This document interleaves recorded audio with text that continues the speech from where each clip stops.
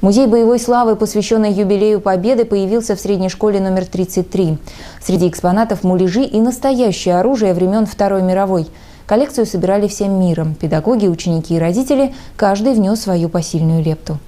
Музей боевой славы в 33-й школе только открылся. С момента возникновения идеи до ее реализации прошло совсем немного времени – 4 месяца. Здесь представлена история Великой Отечественной войны, командование советских войск в лице всех маршалов, оружие, которым наши деды и прадеды ковали победу. Отдельный стенд посвящен прифронтовому Энгельсу, нашим землякам-героям. На стендах, конечно, много информации не изложишь, поэтому было принято решение создать 6 альбомов.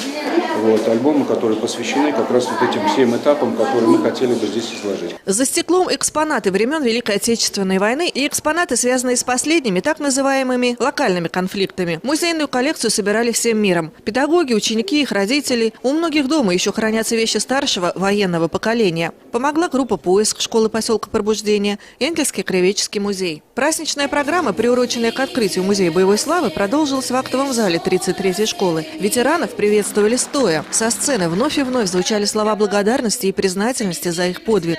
Концертная программа, представленная школьниками, на время вернула всех присутствующих в трудное, но героическое время.